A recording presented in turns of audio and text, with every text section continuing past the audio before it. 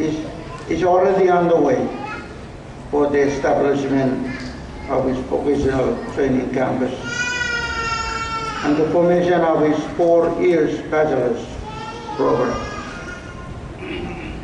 Insofar as infrastructure development, I see a report that the rebuilt hall is 100% complete.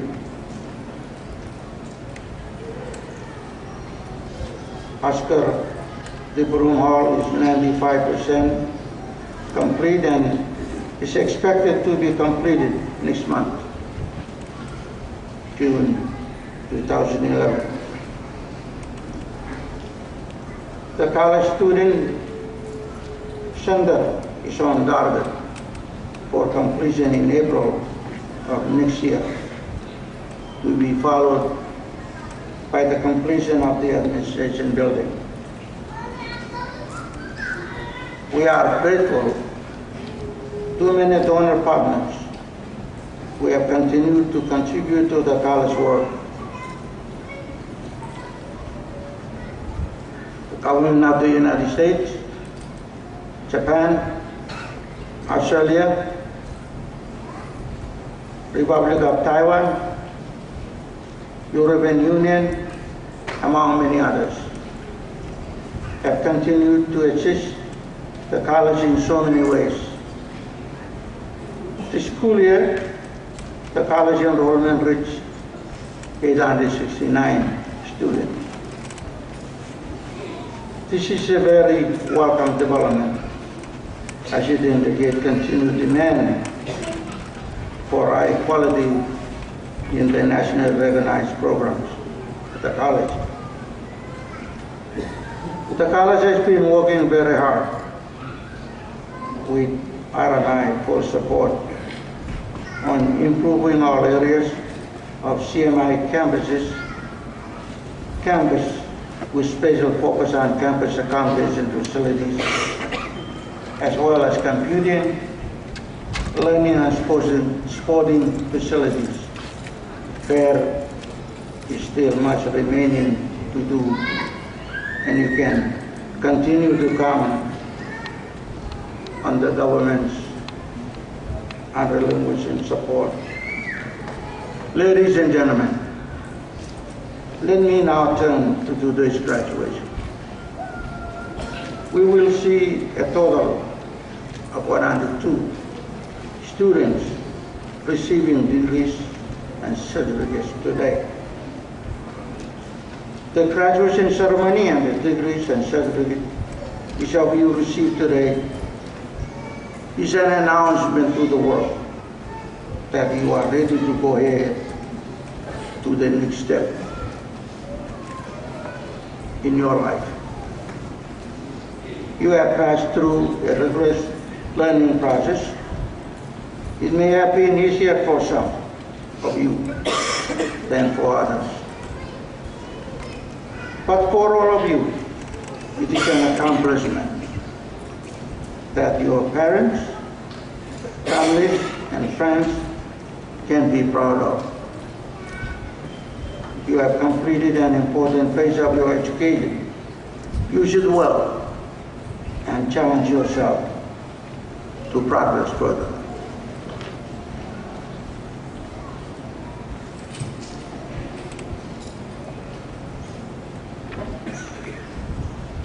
I take this opportunity on behalf of President Jerammon, the government and the people of the Republic of the Marshall Islands, to congratulate you all on your successes. May I say that having the degrees and certificate today is just the start. The real challenge of life starts now. Some of you may have to pursue further educational opportunities outside the country, while others will start building your career and set goals to accomplish something worthwhile in life. My advice to you all is what the great Martin Luther King Jr. said. The ultimate measure of a man and a woman is not where he or she stands in moment of comfort, but where he or she stands at time of challenge and controversy. So be bold and break new ground. Be a trailblazer rather than a follower. Finally, I wish to express the government's appreciation to all our past and present donors and development partners that have once again assured us of their cooperation and commitment to provide increased financial support for the College of the Martial Arts. I thank the Board of Regents, Interim President, the Executive Council, and department heads for their assistance. To our staff and students, I thank you very much, as without you, the college will not exist. Ladies and gentlemen, let me end by quoting the great visionary and first black president of Africa, Nelson Mandela, who quite rightfully said, education is the most powerful weapon which you can use to change the world. It is my plea to all the graduates to be ethical and transparent in whatever you choose, and more importantly, to contribute to the development of your community and nation. Thank you and congratulations.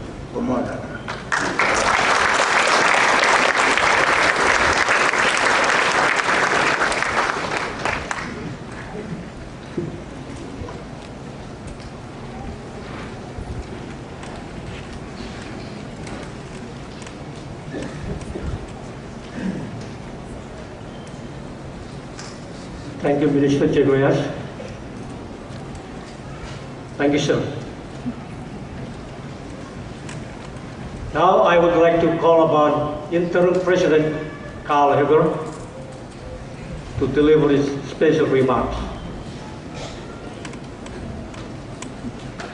Acting Mr. Acting President, members of the government, Niroj, members of the Diplomatic Corps, special guests, faculty, staff, graduates, parents, friends, and family, Yakwe Ale. And let me also say congratulations to all you graduates, because I'm happy to be here and share this day with you. I just want to take a few minutes to say a few words about success. I also have to say this is by far the largest crowd I've ever had to speak in front of, by a mile. But the first thing you have to do, I guess, when you're looking at, what you want to do for success is you got to begin by, setting your goal. And, in this, whatever field you're going to be going into, whether it's private sector, whether you're going to look at an NGO, go into government, be a senior manager, you have to know, I guess, what it is you want to do. And I guess for part of this, you need to talk about yourself, I guess, when I do this. Sometimes people get tired of some of my stories, but it was about 6 months before I got out of the military. And, a couple hundred feet under the ocean in the middle of the Pacific. And I remember just getting off watch and then sitting down in the torpedo room. And it was like, what the heck am I going to do in 6 months? When I get out of here, this is 6 years of service. And, what came to my mind was that no matter what happened, I was determined to go back to school. There was no doubt about that. That no matter what I did, though, when I got to school, that by God, by the end of that 4 years, Well, it turned into many more than that. But after the end of that 4 years, you know, that degree or what I was going to do, that was going to serve the community or the people that I lived near, you know, to the, you know, the best ability that I could. I mean, I was going to do the best I could with what I learned in school and try to apply it and try to make that place where I was living better. And so that was one of the things I did when I started going back to, you know, back to school. And I was back at the University of Florida. And, you know, it was, again, how is this education going to serve as many people as possible? So again, I guess that's the example, you know, what is the goal that you want to do, you know, when you finish school? The second part is set your plan. You know, that's never very easy. But, you know, you need to think about the kinds of courses you want to take. You know, when I was in school, I mean, I was an economics major. I was taking electives in Chinese history, Russian history, and, you know, moral philosophy. I was just going all over the place. But I enjoyed it. You only get one opportunity, so it was do something while you were there. But when I started working for a community development agency while I was in graduate school, I mean, that was to me like just eye-opening, because that was the first time I got to see what government can do dealing with people, you know, with housing problems. You know, people who were homeless, you know, women and children that were coming out of broken homes, working with NGOs, you know, Catholic Relief, Jewish Relief, Salvation Army, all different types of NGOs, working with the county government and the local governments to try to solve some of the problems that we had. And this was just more fuel, I guess, for my fire. So what I'm saying is, like, when you see something that grabs your passion, you do it. Don't sit there and wait. Don't ask for permission. If this is something that you think you want to do, you know, by all means, you know, ask and ye shall receive.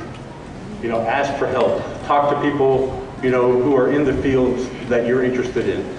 See what they're doing, how they did it. The other is getting started. You know, nothing beats, I don't think, you know, getting in there. At some point, you've got to stop the planning, you've got to stop the analysis, and you've just got to start working, because that can only take you so far. Waiting and waiting and doing nothing sometimes only just increases the level of fear you have about trying to get something done. At some point, you've got to overcome this. So get started. The other, get feedback. It's important to keep revisiting what you're doing and why. You know, talk to your boss. You know, talk to your coworkers. You know, look at your exam results. You know, what happened in that last test? Oh my God, how did that happen? You know, check on your progress with other people. You know, what's off track? You know, what needs to be boosted? What's in place? What's going well? What needs to be changed? You know, plans have to be altered as you go along. And I guess the fact that I'm up here talking to you is definitely, be ready for what comes your way. You know, but you have to take responsibility for yourself, and you've got to keep asking questions.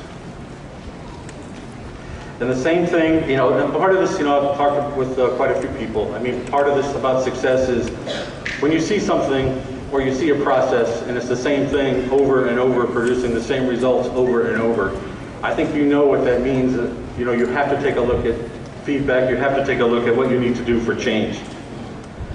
Feedback and adjustments are required to get some of the results you need. This is going to be the same for when you're going through school, when you're going on to your next job. You know, what do we need to be doing to keep trying to get better, to keep trying to do what we need to do to get things done? You got to keep asking questions, because you got to get answers to these questions. You got to find out what's working. You know, why is it working? Why isn't it working? You know, because the more you ask, the more you know. And the last is get success. Perseverance is the major ingredient for success, at least in my experience. You've got to stick at it. Sometimes you're going to have failure, but failure is a good teacher if you want to use it that way. You know, but you have to learn from these events. You have to look at what happened and why. How can I make sure things are different next time? If you believe in what you're doing, you know, then you got to stick with it, and that's where, you know, the passion comes in. Because if you don't feel like you don't want to do it, you know, that's just not going to be a good result for you. It's just not going to be good. And I guess just to finish up with this, the other is, you know, never forget, you know, where you are and where you came from. Never forget the people that gave you a hand. Because when you're successful and you're doing what you want to do, you're going to be asked to do what the faculty and staff have done for you, what your parents have done for you, what other people when you were in high school did for you, people you haven't met yet, the things they're going to do for you. You're going to be in those positions at some point in the future to do the same thing, to help people, get to success. And so with that, I just want to say thank you, and I guess to reiterate, a little bit what Sandy was saying, I want to say thank you to the students, faculty, and staff for the support, over these last few months. And hopefully, things will keep progressing moving forward, and we'll have more programs, more opportunities for people, to reach the success and reach the goals that they want to achieve here in these islands. Come on. Komozana, President Hager. At this time, I would like to call upon Shualau to introduce the keynote speaker. Thank you, Aluka. I would like to first thank our Heavenly Father for this joyous occasion, and also like to acknowledge our traditional leaders,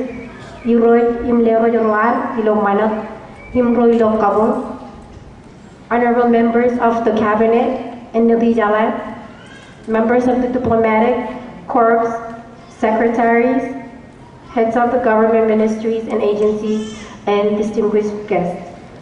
I also would like to acknowledge the Jerammon Board of Regents, administration, faculty, and staff of the College of the Marshall Islands, proud parents, families, and friends of the graduating class of 2011. Our keynote speaker for this evening currently administers the Pacific Comprehensive Assistance Center Program for the Pacific Resource for Education and Learning, where she has worked since 1995. Her program provides professional development, policy and leadership, and curriculum development to state education agencies in the U.S. affiliated island nations and territories. In the area of policy development, she writes policy papers, issue papers, and research synthesis. Before working for Pearl, Dr. Kijiner served briefly as the Army Secretary of Education.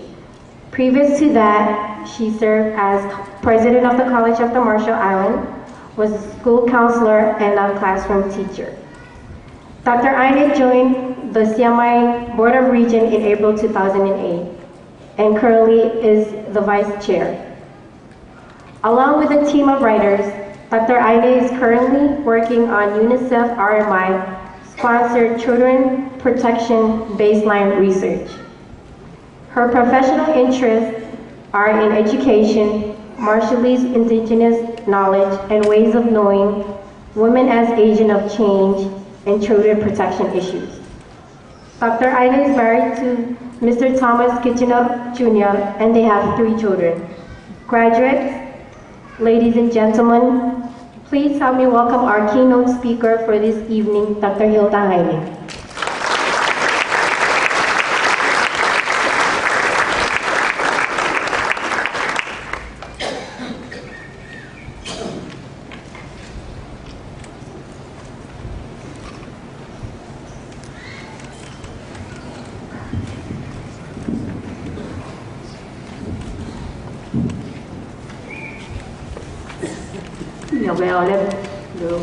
relevant rain mudada kamulo lani kin nur mungkin nur war kacuyo moda janane kuno relevant rain man claim kaudi royo war roga dari perlo relevant rain ruda roan arjan kiene wani wala acting president honorable women secretaries, member Royal Cabinet, Judiciary, Imnugi Jalayo, Tugavian Jainoy, acting CNI President Mr. Carl Hacker, fellow members of the CMI Board of Regents, heads and ministries and agencies, members of the Diplomatic Corps, CMI faculty and staff, members of the class of 2011, parents and families, ladies and gentlemen. It is perhaps an understatement to say it's an honor to be addressing the CMI graduating class of 2011. Thank you for the kind invitation to share in your joy today. As I look out into the crowd this afternoon, it is both humbling and inspiring. Like Carl, I've never spoken to a large crowd such as this, so I am more than nervous.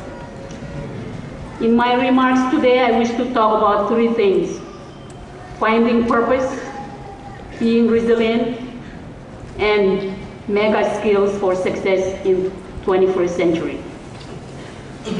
Finding a purpose and making choices. In the end, we are choices, or our choices make who we are.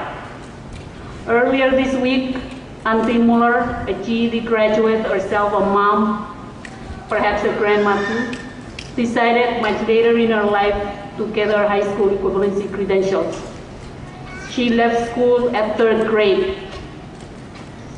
Auntie made a conscious choice to better her life by seeking further education.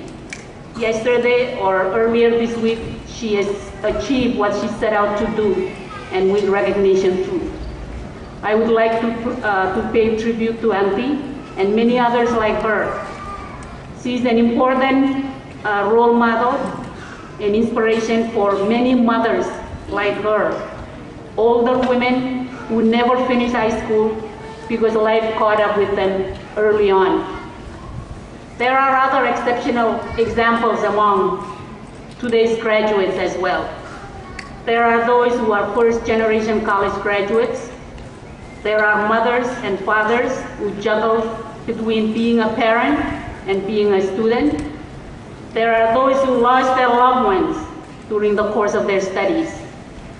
The point is that despite all the odds, you have all succeeded because of persistence and hard work. Curiosity and perseverance, as your motto says, contributed to your success and achievement today. But perhaps more importantly, each of you is here this afternoon because you have found a purpose in life. Finding purpose in your life journey is critical. Many times we find this purpose by looking inward to our roots. My own process of finding the soul to guide me brings me back to my parents. And I want to apologize here for talking a little bit about myself. I usually don't do that, and I'm kind of embarrassed doing it, but in the context of the occasion today, I feel it's important. My mother from childhood and Ebon was a stay-at-home mom and wife, and she was a success at doing what she considered her calling. There were 10 of us siblings, and I can only imagine what it must have been like raising so many children. She was lucky. She raised her family during a time when extended families was the norm, and there was always help from other family members. She kept a spotless home for us. I learned the meaning of Inrabajan Laderere and to value Ronugur, to understand that relationships are the bread and butter, so to speak, of Marshallese life. My mother anchored me by teaching me Mantimajo. From her, I learned to appreciate my roots. My father, from Aur and Namrit, was a church pastor. Beyond this important calling, he was also a school teacher. He was literally my first teacher, 1st to 7th grade. Indeed, my early education did not take place in fancy schools in the urban centers. There was a lot to learn from the environment and growing up in the outer islands. there is freedom to roam the island and the surrounding seas, and we became more appreciative of our environment. My father instilled in me a love of learning that endures to this day. I observed him reading, learning into the night so that he can teach and share that knowledge with those around him. His can-do attitude taught me the simple value of hard work. He taught me about responsibilities. In his life work, I learned the importance of service, of working in service to others. I learned that life is not about oneself or material riches, but rather it's about making life better for those around us. Each one of us is able to make something of ourselves because of that family foundation and what we learned growing up. My story is no different. I want to share briefly about my educational career and why I went for a doctorate in education. I hope my story will inspire one of you sitting in the audience this afternoon. My own inspiration came from a friend of mine who sadly died some years early of breast cancer. Dr. Rita Hokoginos from the island of Rota in the Mariana Islands inspired me to seek a doctorate in education, having completed one herself before I knew her. She was the first one to get a doctorate in education from the CNNI. She was a pioneer. Rita was a passionate educator, a very loving and down-to-earth person who inspired those around her to work hard for the cause of education. Of course, curiosity played a role in this as well. Above all, I was curious to see what a regular Marshallese woman like myself is capable of doing. The process, 7 years in the making, was not an easy one. Thanks to support network of family and friends, especially my husband and children, I was able to complete my degree requirements. I want to say though that getting a doctorate is less about being smart and more about being persistent. Never give up. If anything else, the diploma I finally received is a testimony to the resilience, capabilities, and capacities of Marshallese people to achieve to their full potential.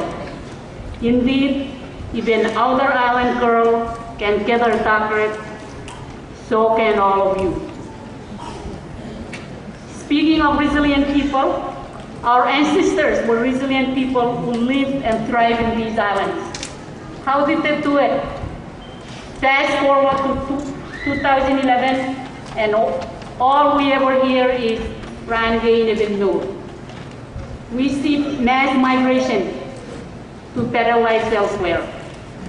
Is life really that much difficult, or have we lost our resilience as a people? When we examine the recent history of the Marshall Islands, it seems somehow as someone has always taken care of us. First, the Germans, then the Japanese, and now our friends, our American friends. In the process of being taken care of,